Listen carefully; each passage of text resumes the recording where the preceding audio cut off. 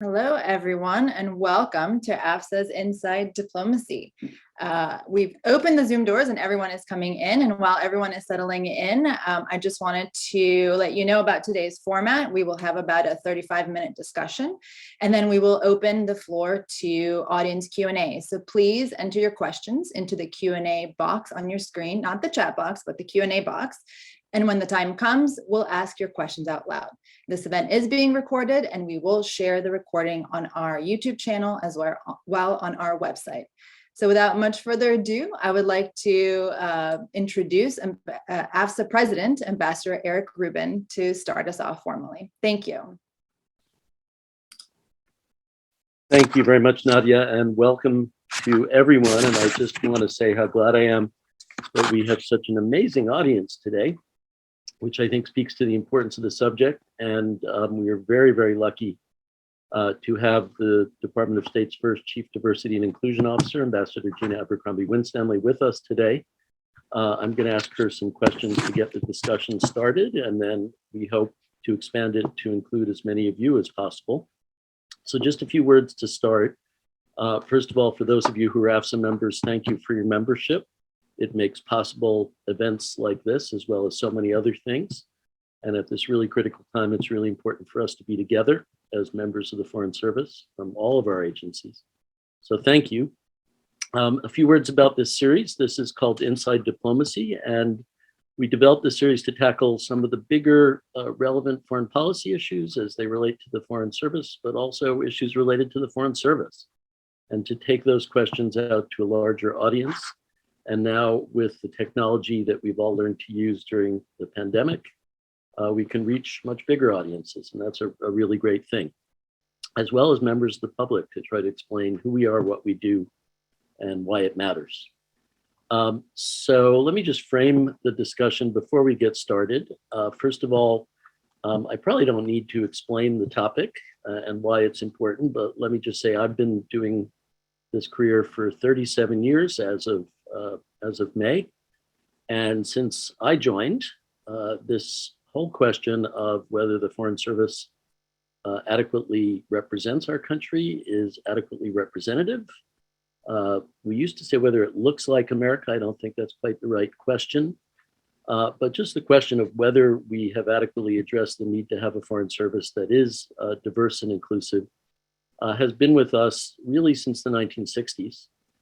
When the question first started being asked. Unfortunately, aside from some pioneers like Ambassador Terrence Todman, who was recently honored with the renaming of our State Department cafeteria, it wasn't much discussed before the 1960s. Since then, there have been many efforts to try to improve the diversity of our Foreign Service, and some of them have been successful and many of them have not. And it continues to be a very serious challenge. And it continues to result in statistics that really confirm that we've got a long way to go. This administration decided to create the position of the Chief Diversity and Inclusion Officer, and that was Secretary Blinken's decision, with the goal of moving rapidly to make our American diplomatic corps more representative of our country, of the country it serves. And this April will mark the first anniversary of Ambassador Abercrombie-Winstanley's tenure. She was charged by Secretary Blinken with changing the culture, the norms, the behaviors, and the biases of our State Department and the Foreign Service. It's a tall task, obviously, and we'll talk about that. Any bureaucracy is resistant to change. I'm not singling out ours, although I'm comfortable saying ours is definitely resistant to change, but it's not unique in that by any means. And there are big issues that are beyond the control of any single institution. That said, we have to take seriously the obligation to improve what needs improving. And this is an area where there's no question about that, in my mind, and I hope in your mind. So this first anniversary coming up this month of Ambassador Abercrombie-Winstanley's appointment, the creation of the office, I think is a great opportunity to discuss the work that's been done so far, what's underway, and the challenges that still lie ahead. Just a few words about our guest speaker. Ambassador Abercrombie-Winstanley was named CDIO on April 12th of last year, first such position ever at the Department of State. Her 30-year career includes such highlights as being the longest ever serving ambassador to the Republic of Malta, advising the commander of U.S. cyber forces on our foreign policy priorities, expanding our counterterrorism partners and programs as deputy coordinator of counterterrorism, and coordinating the largest evacuation of American citizens from a war zone since World War II. She is one of our most distinguished leaders, and we are very, very lucky to have her in this position, which is not an easy position, and we'll talk about that. But I'm very, very glad that she's agreed to join us today for what I hope will be a very interesting and stimulating discussion. So again, thank you especially to our members, but to everybody who's joined, and let's get the discussion started. So why don't we therefore transition to some of the initial questions that we've come up with, and then we can open it up in the Q&A to questions from our participants.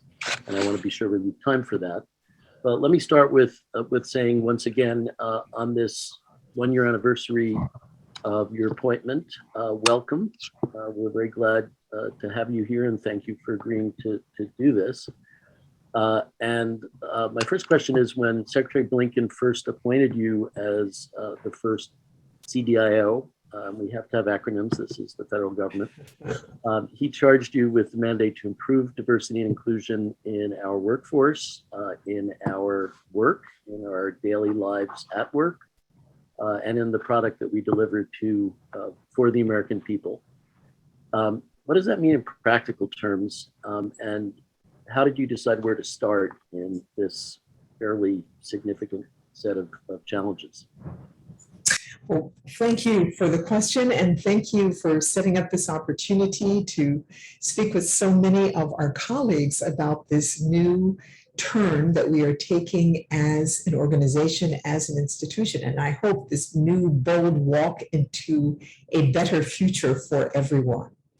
So what did that mandate mean to me is a great question. And certainly I came to this position knowing that I indeed had a strong mandate. The Secretary was very clear when he gave the announcement that I was to take on the mantle of launching the change that all of us are working for within the organization. He made very clear that he would judge the quality, his tenure as Secretary of State by how well he left behind an organization that reflects the greatness of the United States of America with regard to opinions, perspectives, lived experiences that would be brought to the fore to help us better navigate, address, and meet the challenges of the 21st century. So he was very clear in that. I knew I had a very strong backer from the very top within the organization. And then, of course, the president came out with his executive order that called on every federal agency to set up a process for improving diversity, equity, inclusion, and accessibility. So those two things meant I had a strong mandate within the organization itself, from our leadership, from the president, and then of course from the workforce itself. I cannot tell you how many times people have reached out to me, come by the office, emailed, text, phoned, to say what high hopes they have for what this office will lead our organization to do. So I felt like I had strong support from the body of colleagues as well. I, will certainly go back to your comment, Ambassador Rubin, about organizations being resistant to change. I think our organization would be the leader of the pack, or at the very head of that, because we are very stately. Diplomacy, of course, is not jerky moves or sudden changes. And so that's the way we are bred. And it does take a lot of effort to move this great machinery that is the Department of State. But I believe we have the pieces in place for that. So to the second part of your question about where do we start? We started with three things that I spoke about before I rejoined the department, and that is intentionality, transparency, and accountability.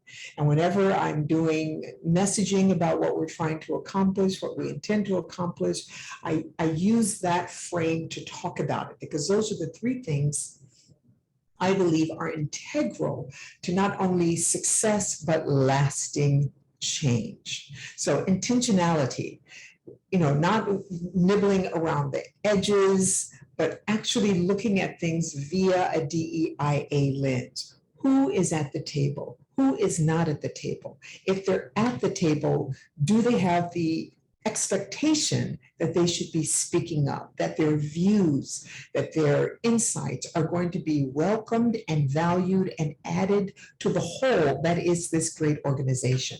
So that DEIA lens, again, how we're treating our workforce internally, but also how we're doing our jobs overseas. Where our programming is, are we reaching every part of the population in our host nation, et cetera. So all of that comes together with the intentionality. The precept that is going into effect in the 2022-2023 round, and then for the next 3 years or so, is part of that intentionality. We've had a lot of questions about it.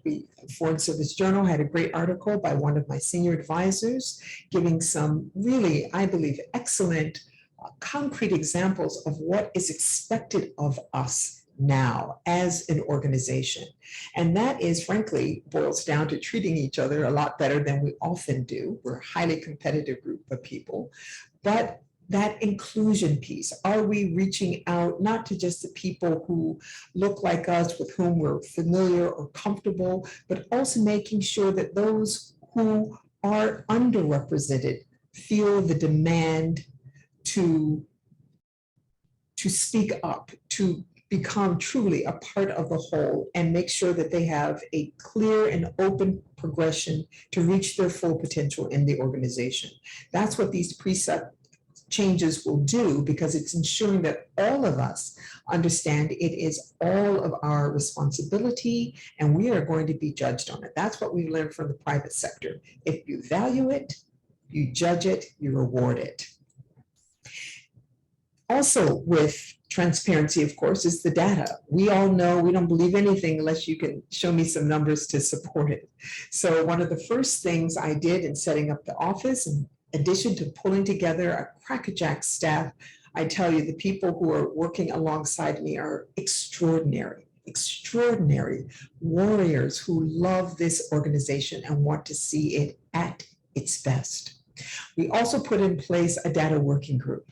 So we have, led by the Deputy CDIO here and one of our senior advisors, and partnering with MSS, the data folks within the building, and global talent management, and other representatives from around the building to gather the data, crunch the data, analyze the data, so that we can see who we are, where we are, and where we need to go, so that we can put out, and it's already on our website, a dashboard that shares that information for the first time in a disaggregated fashion that will allow us to judge our progress. First, we have to know where we are, and now we can look and see how we're doing next year, 3 years from now, 5 years from now. The Department of State is so serious about this that we have committed ourselves to no longer hiding. We're putting our numbers out there for all to see. The final thing, of course, is accountability, and that is rewarding people who are doing this important work. As I said, with regard to the precepts, you get promoted if you can put in those concrete examples, not just that you support DEIA, but what are you doing to forward it, to support it? Concrete examples. So we are going to reward it. We're going to be promoting people. I can tell you already it is a prime part of the discussion of the D committee and the DCM committee about people who are going to make this a healthier organization, a stronger organization, really a healthier organization. So that accountability is the rewarding the work, and then holding those accountable who are not doing the work, holding those accountable who are either contributing to or tolerating a toxic work environment. Anyone that carries out or tolerates discriminatory behavior, harassment, that sort of thing. You'll see people who have the reputation of allowing that. You will not be seeing them in chief of mission positions. You will not be seeing them in deputy chief of mission positions or principal officer positions.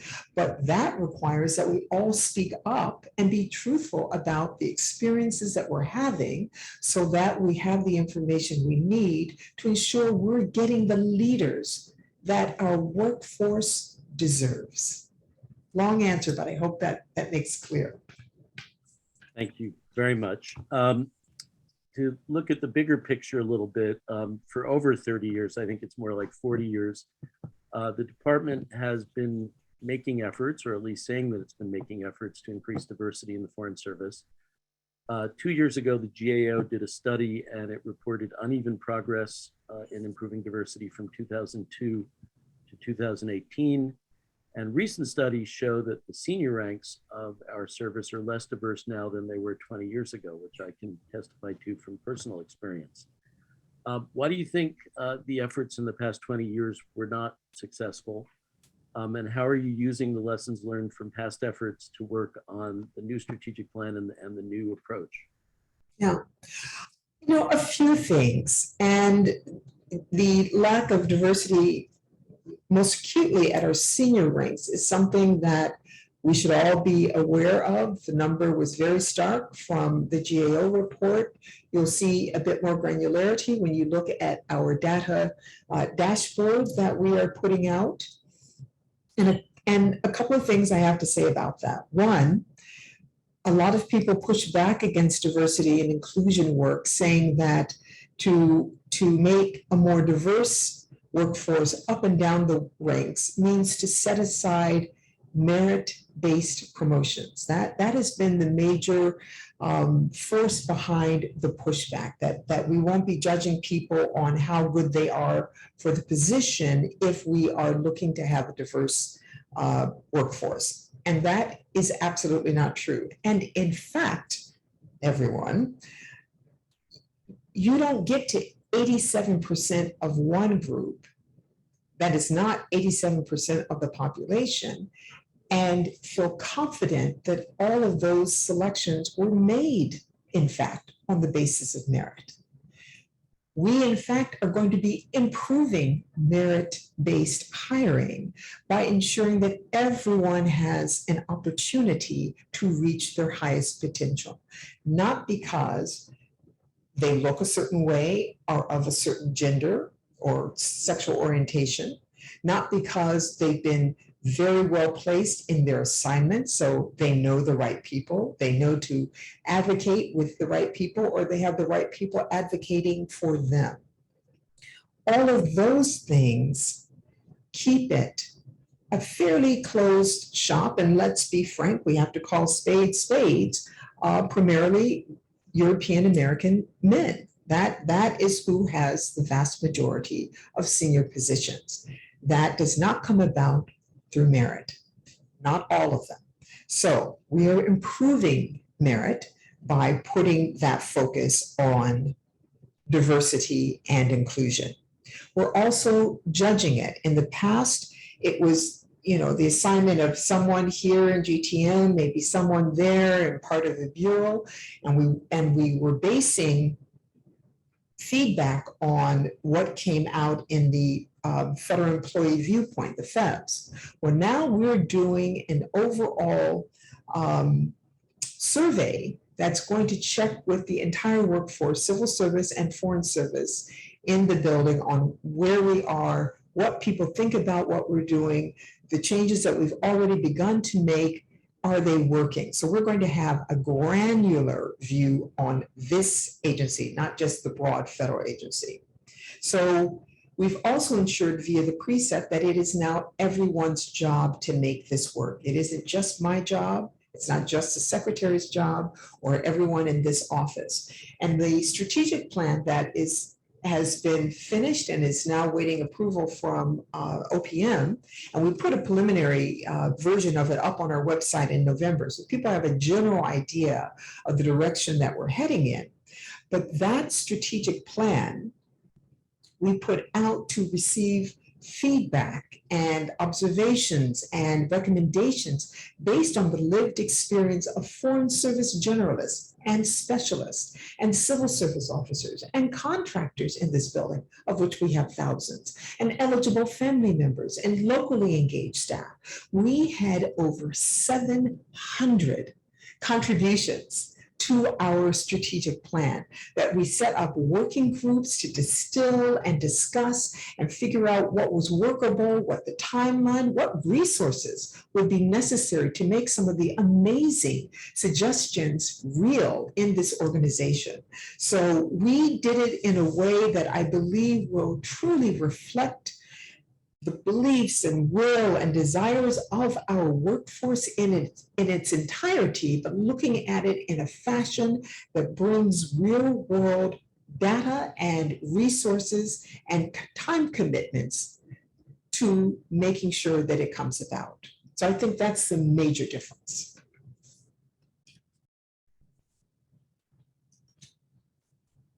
Unmute, sorry. Thank you. Could we talk a little bit more about the strategic plan that's now, I guess, with OPM? Could you talk more about the key areas of it and assuming OPM approval, what you hope to be rolling out when it's approved? Yes. Now, I actually don't expect OPM to make any changes to our plan because we very closely followed the plan that they laid out, the form that they said we had to meet. So I think we'll be okay. But as we worked on it, as I said, we put out the preliminary plan last November, so people have a general idea. But it captures a lot of the work that was already being done in pockets of the building. And although, you know, we were empowered view the cover of the Secretary of State, of getting a solid, dedicated budget, of getting an office, you know, starting off with 12 FTE and growing and accepting details and Y tours to strengthen our number because there's a lot to do. We are working from what has gone before us. And many of our partners around the building, including from the former employee affinity groups, the former employee organizations, which are now all employee organizations. There was a lot of support from them. There was a lot of support from individuals because they had the opportunity to contribute, even on an individual basis, their good ideas to our preliminary strategic plan. So we have a lot more input from the workforce than we had before. We are prioritizing the need for data-driven, evidence-based approaches to making changes. And so I believe that people will see it, it will make sense to them, and then we're going to have an implementing document because we had to stick with the framework that OPM gave us. In fact, our organization, I believe, is ahead of many. And so we needed to have this implementing document because we wanted to drill down with, you know, when this is going to happen, how this is going to happen, how it's going to be measured. So a lot more information is going to be coming out and shared with the workforce even after the strategic plan comes out. So look for the implementation document that will follow it.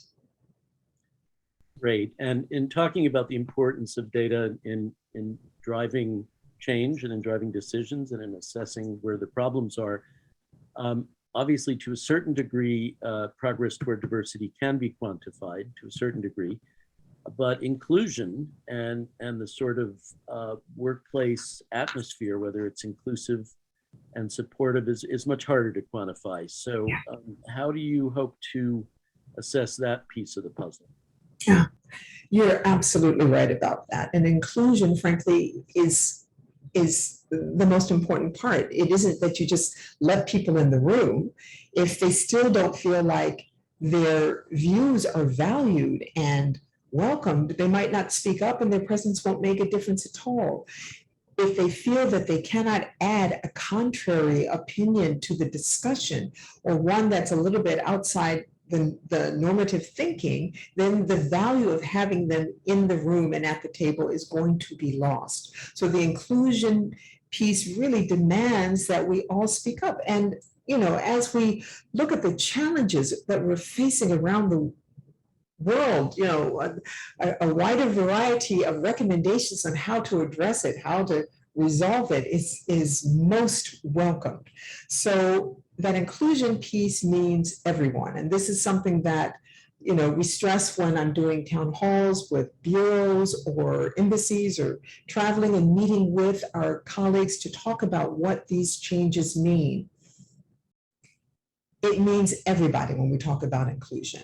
And I jokingly say, well, I won't say what I jokingly say, but it means everyone, so that nobody needs to fear that their opinion isn't going to be valued or sought. It means everyone. So the survey that I mentioned earlier that we're doing, the climate survey, we worked with Ernst & Young, who are specialists in this field. And I'll tell you, excuse me, when I first came to the office, as you can imagine, there were any number of organizations that were eager to come and help us spend our money on improving DEIA at the Department of State. Any number, I won't mention any names. To each and every one of them, as they gave me their PowerPoint, display about what they could do and what they thought about or what they thought we should be doing, my question always was, what does your organization look like? What have you done within your own organization? Why should I give you my money if your organization looks like I think it looks? And then I pull out, the video of their leadership or something like that. So we've been working with some experts in the field, not only Ernst & Young, but a couple of other advisors and consultants, and have worked very hard on the questioning across bureaus, particularly with GTM, which has a lot of experience doing surveys. And we piloted it already with the International Organization Bureau and have taken that feedback and are reworking some of the questions to ensure that we get granular feedback from our workforce, which is going to help us attack successfully this inclusion issue. And I will tell you that one of the best pieces of advice that we got as we started putting together this survey was that don't ask any questions that you cannot take action on. And so this office, we are about action. What can we do? So I'm urging everyone within the department to take the survey when it comes out. It will be out in the next couple of weeks, and recognize that your answers to these questions specifically are leading to specific steps in response thereof. This is a very action-oriented survey, and it gets after the inclusion piece that is so important. Thank you. We joked already, or maybe it was also serious, about how resistant bureaucracies are to change, how behavioral and structural change takes time and needs a push almost always. So can you talk a little bit about how you've been challenging our bureaucracy? We do know, for example, we've worked with you on core precepts, and that is linked to specific things that people can and need to do to demonstrate that there's been progress made. But how else are you challenging our, I hate to use the word hidebound because that's such a negative word, but our bureaucracy? Yeah, well, as I said, there's a lot of work to do. We ask questions. How does this work? And and I think many of our workforce understand just how opaque how this organization is run is. I mean, gosh, I thought I knew it very well. I thought it made me uniquely qualified for this organization. I know where all the rocks are to pull up and poke at underneath. And so too do my staff. Everyone in our office, whether white male, Asian woman, Black woman, etc. All of us, we have people with disabilities, we all come with lived experiences in this organization, things that brought us hope and things that dampened our spirits by the way this organization deals with its most important resource, us, the people within it. So we ask questions.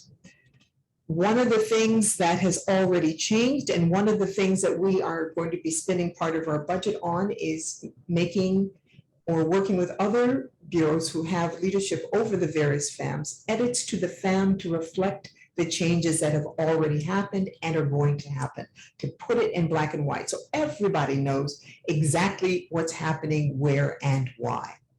So one of the things, of course, that has changed in the last year is who's on the D committee, the DCM Principal Officer Committee, and the Executive Resources Board, which covers the civil service. Many of us didn't know. So when you're looking for one of those high-powered, high-level positions, how do you go about getting it? I'd always thought that I'd write an article, the 17 steps to becoming a chief of mission. There's 17 things you have to do from start thinking you want to be a chief of mission to getting confirmed and sworn in.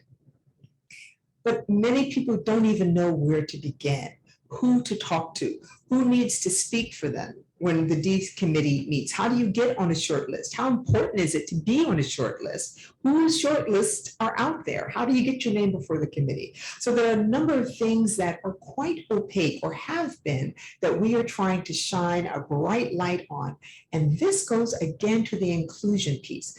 This is how I am able to increasingly melt down that resistance I find from those for whom the current system has worked, or they think the current system is going to work for them. Because if you see that, over 60% of the senior positions are going to white men, well, you might not want to change that, because that's pretty good odds for you in this organization. But if you also recognize that those who get those jobs come from a pretty narrow band of folks who've had the right jobs, who've done the 7th floor jobs, or worked in this mission, or know that person in that position, and you don't have the same access to it, you understand that greater transparency is going to help you regardless of your background. And this is strong. This is important for all of us. So who's on those committees? Who do you need to talk to, advocate for, make sure they've got your package, your additional things that you might not have fit in that, 200 words that you get to put in your statement, candidate statement for the position. There might be other things that didn't fit that you want people to know when they're talking about you on the D committee, because the D committee discusses the candidates, how that committee works, how the vetting works. All of these things go to the transparency. Who's on the DCM Principal Officers Committee? Who are those people?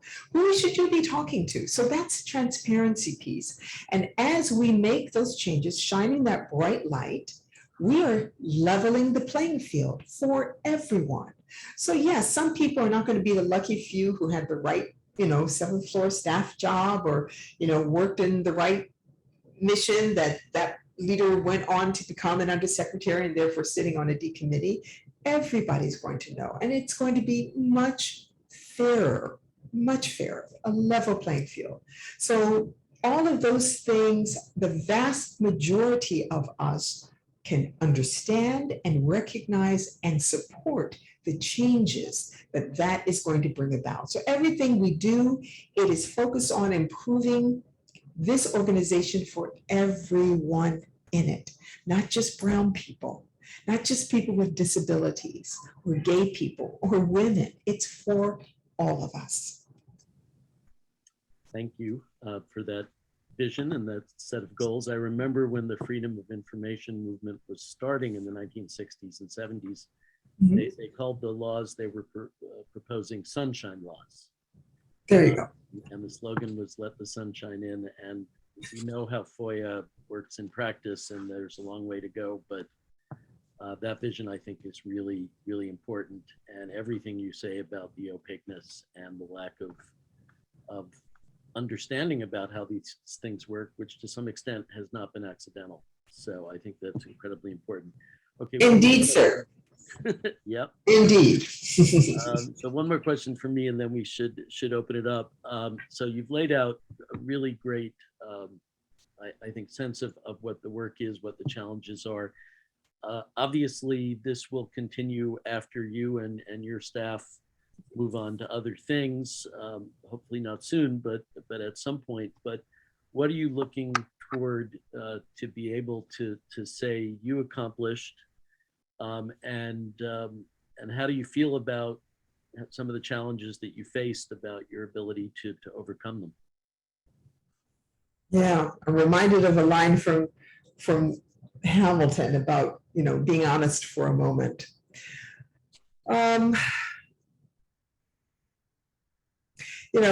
Before I took the job, colleagues in the private sector told me the work is heavy and hard.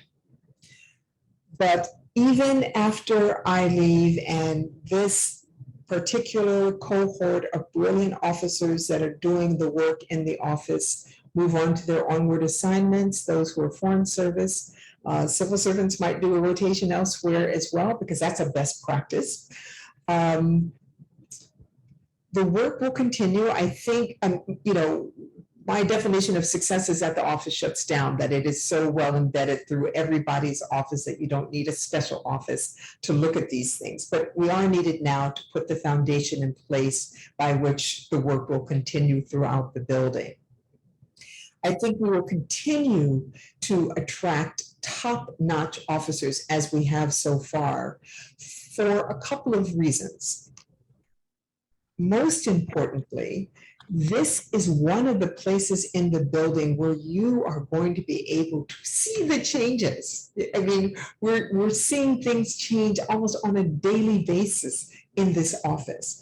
And we have so much in the pipeline. Again, the strategic plan has laid out the blueprint, and then the work has to be built out, driven forward. We've got great people to do it.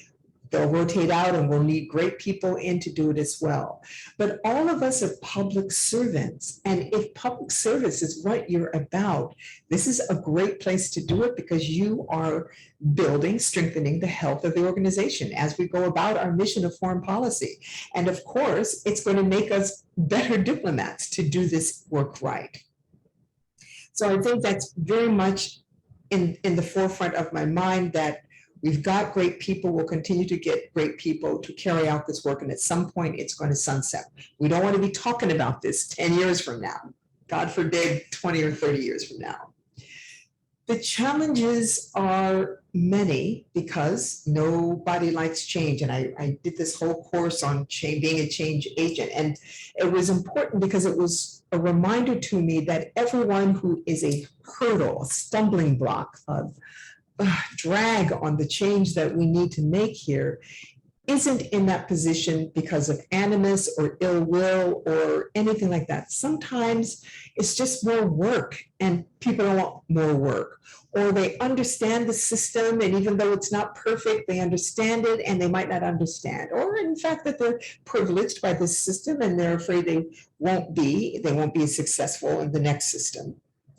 So it was a good reminder about that. The law is also a challenge, and because the law, in fact, is a great supporter of the status quo.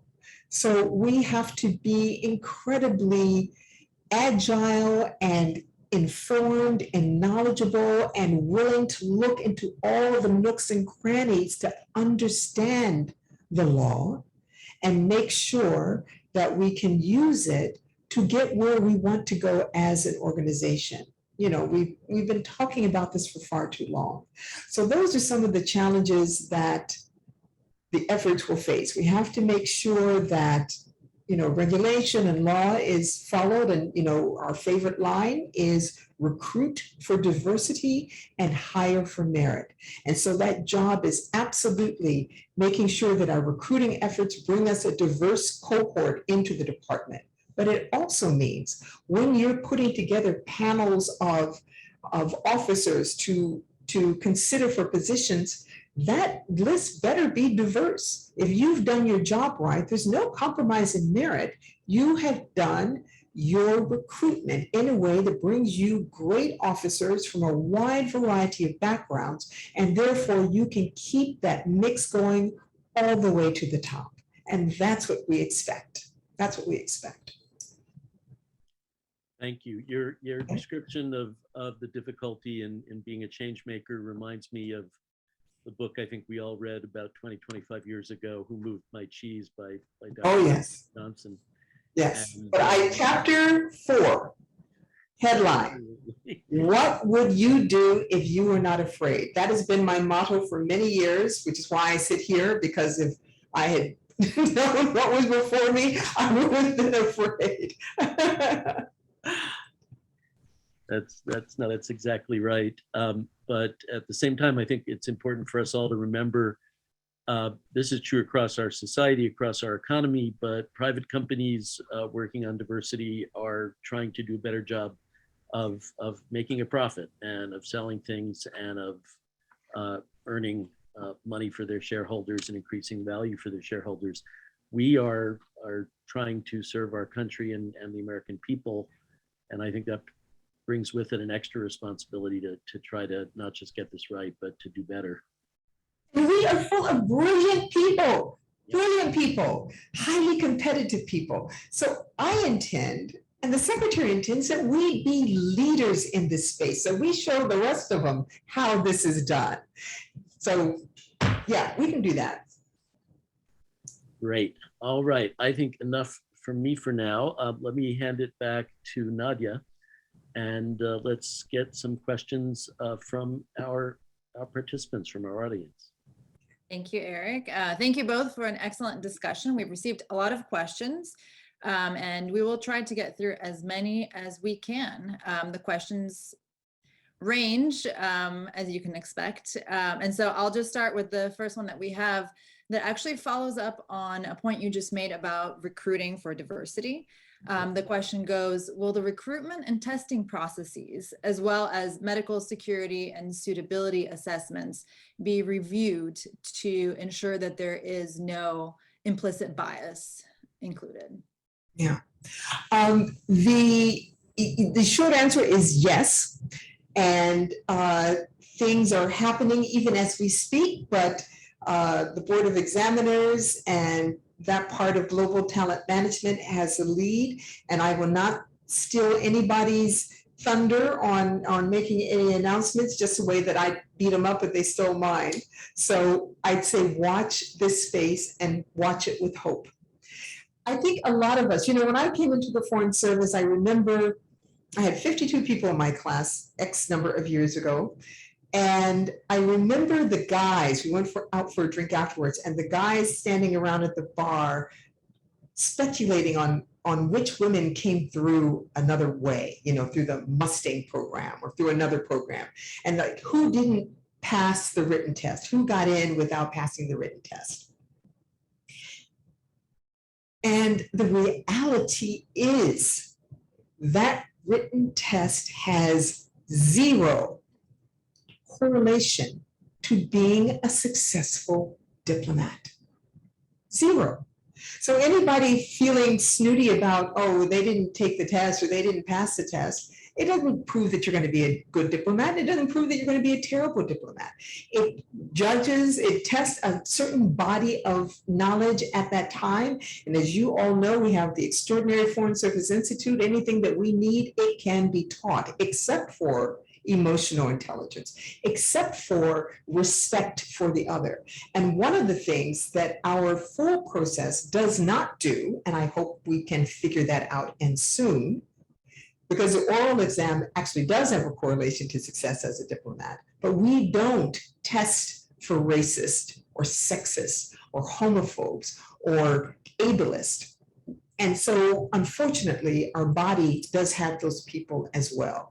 And those are the things that we need to be screening for as well, for people being successful around the world. So there will be changes coming. Watch this space. Okay, thank you for that. Moving on, the question is about BIPOC. So there is a perception that BIPOC, so Black, Indigenous, and people of color. I know, I hate that term. I'm just telling you. I mean, don't short me out. BIPOC, okay, go ahead. Black, Indigenous, and people of color. Our Okay. FSOs have been leaving the Foreign Service over the last few years in record numbers. So there's a perception. This isn't necessarily reflected in the statistics that we're seeing. And some have suggested that maybe there are certain exit strategies that are being used, like leave without pay or something that is not being captured in this data. Do you have a sense of what is accurate? If this perception is accurate, or if, I'm certainly aware of the perception.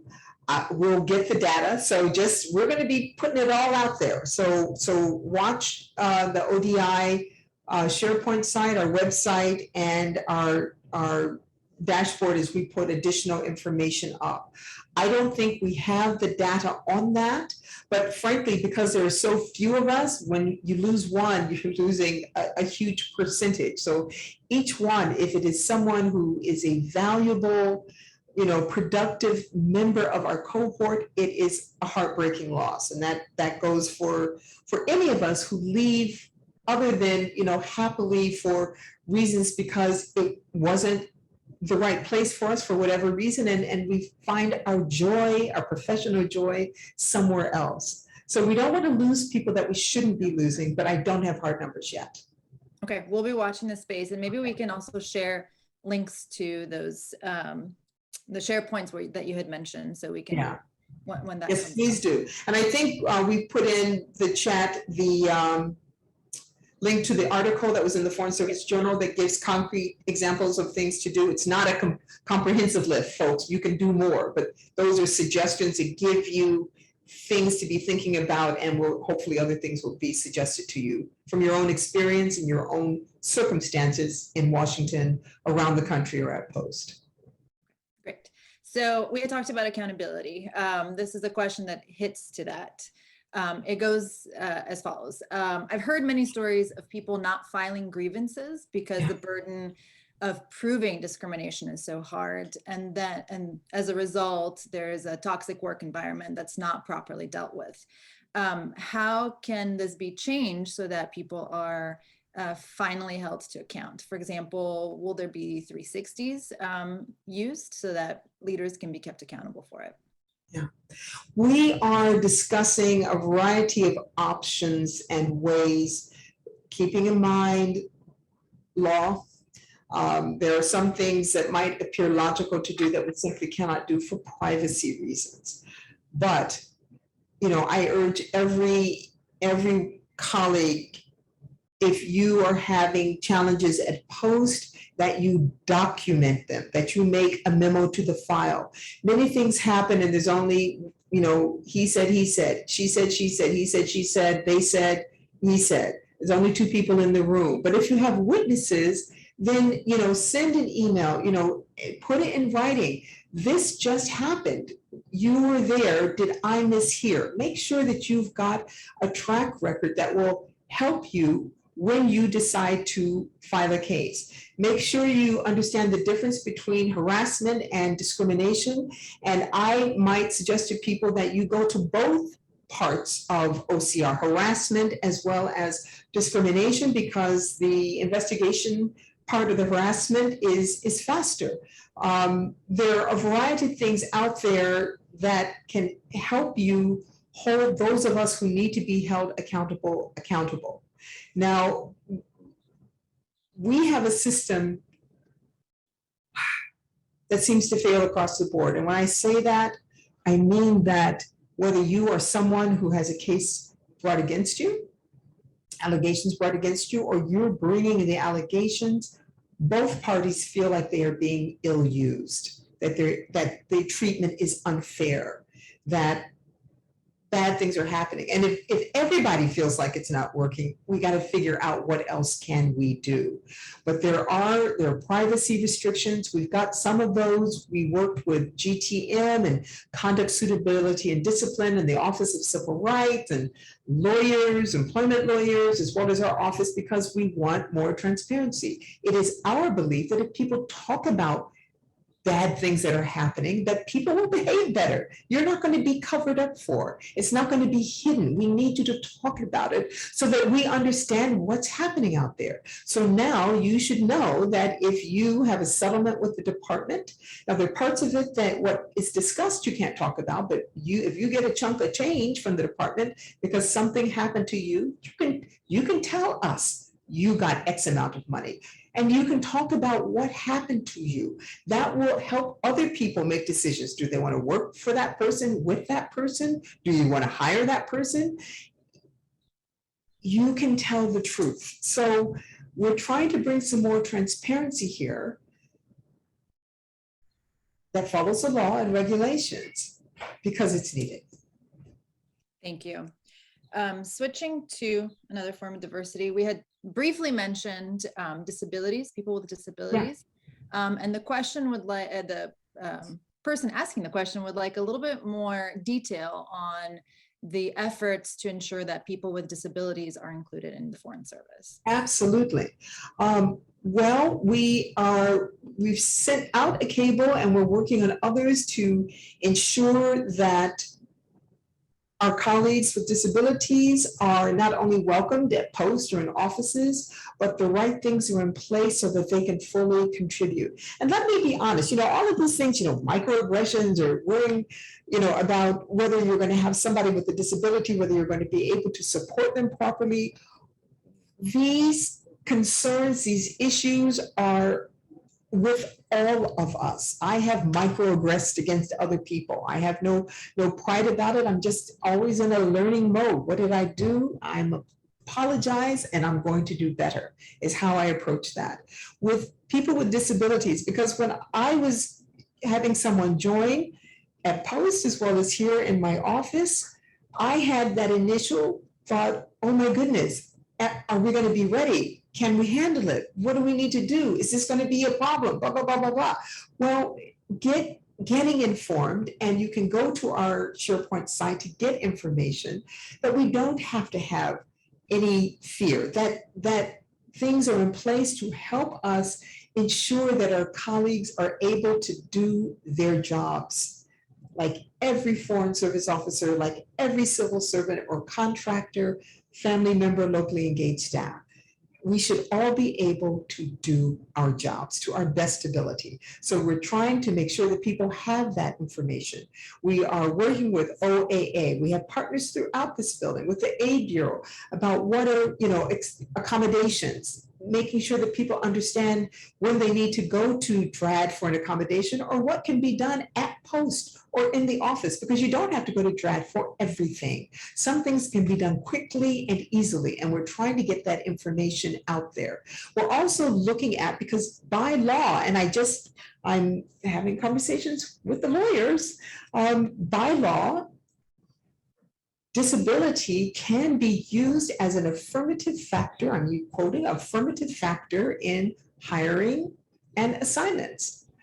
We haven't figured that out on the Foreign Service side. So we're working to figure out how can we do that in an equitable way that reflects the law and the ability and our need to make a more productive, welcoming place for our colleagues with disabilities. So we have a lot of work to do. We have a lot of great staff here working on it. We need to hear from you. We're working with our partners in OAA. They do amazing work and have been just full partners with us in GTM and other places as well. But we got more to do.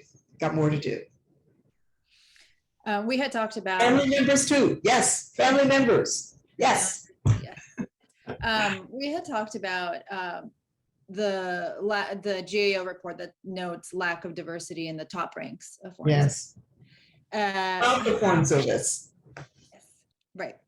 So what can be done? Are there any things that can be quickly implemented to advance these demographic changes in the Foreign Service mid and senior level ranks that's not tied to recruitment at entry level positions? Yeah, well, we've had mid-level programs before with varying degrees of success. There's interest on the Hill for another one. GTM has the lead on that. We have certainly discussed it since I have been in the position, but I have not been in any discussions recently on that. It's a challenge. Certainly the legislation that was being advanced when I first came to the job a year ago, that talked about a mid-level program. And one of the challenges is distinguishing between a mid-level program and entry-level FSOs. Let's be honest, many of us come in with, the typical mid-level program might be somebody with, 5 to 7 years experience and or an advanced degree and or some things like that. But we come in with that as entry-level officers. So how would you make a distinction between mid-level versus entry-level when many entry-level officers come in with so much experience? I came in with a master's degree and several years of government experience before I came to the Foreign Service. And maybe I should have been an entry-level officer. I would have supported that, but of course I was an entry-level officer. So that's one of the challenges. But we've had mid-level programs before. I certainly believe they need to be examined because I don't believe we can wait for numbers to work their way up. When I came in over 30 years ago, that's what we said would happen. Oh, we're increasing the numbers at the bottom, they'll work their way up. But we need to find out what's happening to people. So, GTM has a new retention and we are supporting them. My office is supporting them with our survey to find out what makes people leave. Women as well as underrepresented groups. We want to make sure that we don't lose anyone that we don't have to lose. And how do we make sure that either we've got things in place, whatever those issues are, and that they believe they can make it to the senior ranks. I remember listening to a briefing and hearing a senior level officer, the secretary, say that he understood that minorities and women, because somebody briefed him on this, don't raise our hands for the senior positions. And I was screaming and ready to pull my hair out because I was thinking, no, we want those positions. But I have been cautioned since I've been in this position because I have been in touch with women in particular who say they're not sure they're going to go for a DCN job, or they're not sure they're going to try because they don't think they have a chance. And so for sure you don't have a chance if you don't put your hand up. For sure you don't have a chance. My mom always said, make them tell you no. Make them tell you no. Don't pull yourself out if you want it. Now we all have, I have children, I had elderly family members, different circumstances in life that didn't, I couldn't hard charge straight through my career. So it depends whether you're male, female, or otherwise. You have different stages in your career where you want different things or have the capacity. But when you want it, darn it, put your hand through, knock on those doors, make them tell you no. Yeah. So I'm looking at the time. We're running out of time. I will squeeze one more question in, and apologies to everyone who submitted fantastic questions. Will I be able to see them? Yes, okay. We'll share all the questions with you so you can have them for your reference. But unfortunately, our time is up for today. So here's this one last question, which is again a slightly different tack, but it's about how can we attract regional expertise if we don't allow people with cultural or family ties to work in those regions? Well, I believe we do let people work in those regions. There is a report coming out soon, I think, on assignment restrictions, which should give additional information into the thinking and how all of that's going to work. But of course, everyone with ties to the region does not have an assignment restriction. Those are very specific things. So I don't want to leave it out there that we don't let people with familial ties work in the region. And I laughed certainly when I came in, I got sent to London and my husband's from England, and my colleague got sent to Paris and his wife was French. So there are several of us with ties who got sent exactly to the place where we had those ties. And I know it changes from time to time, whether we do it or whether we don't do it. But there is no strict prohibition of working in a region where you have ties. It should be, and I believe is, on a case-by-case basis, and that's the only way to do it. And keep in mind that for some people, if there wasn't an assignment restriction, they wouldn't be able to get into the Foreign Service at all. So there's a decision made that they can have a successful, fulfilling career, even if there's something that requires an assignment restriction. But I know that there are changes that have been made and a report will be coming out soon. Well, thank you for that. Unfortunately, that was our last questions, but as I said, we'll send over all of the questions that have been submitted so that you and your team can see it. I will hand it back to Ambassador Rubin for a few last words before we close out today's session. Thank you very much, Nadia. And thank you, Ambassador Gina, for this wonderful presentation. Just one word, since we were on the topic of assignment restrictions, on our agenda is pushing for more transparency on diplomatic security related questions. And we understand that there are things that are we are full partners with you. Yes. We need to understand more about why decisions are made, how they're made, what the criteria are. And we're pushing with you on that. And I think it's incredibly important, especially as we talk about things like assignment restrictions. But let me step back for a second and just say thank you for this terrific discussion. Unfortunately, it's too short, as these always are, but we will share all the questions with you. And we hope we can continue this dialogue on a set of issues that we are committed to. And I will share, I did hear from one member who said, I know this is important, but in the middle of this crisis with Ukraine and Russia, you know, should we really be stepping back and talking about this? And, you know, I basically said, if not now, when? We're always in a crisis. We can walk and chew gum. We can walk and chew gum, and we need to strengthen our foreign service, strengthen our diplomatic capabilities, have a stronger, better foreign service for the American people. And we got to work on that all the time. Yes. So yes, we can. And I'm really glad we have that opportunity to do that today, and to thank all the people who joined us. And so let me hand it back to you, Ambassador, for a few last words. Again, thank you for this opportunity to shed some light, shine some light, and we appreciate our partnership with you. And we expect you, colleagues, we expect you to hold us to account. Okay, hold us to account. Ask us questions. What have you done? Where is this? We need you to press us, because that's how we press forward. Again, it's for everybody. And I'm just privileged to be a part of this with my incredible team. Privilege. Thank you. Well, thank you both. Again, thanks to everyone who joined us today. And thank you, Ambassador Abercrombie-Winstanley, for giving us the time to talk about your 1 year in and all the exciting things that we are going to be seeing very soon. So if you're interested in more events like this, please email us at events@afsa.org and we'll put you on our list. And we'll see you next time on Inside Diplomacy. Thank you, everybody. Bye.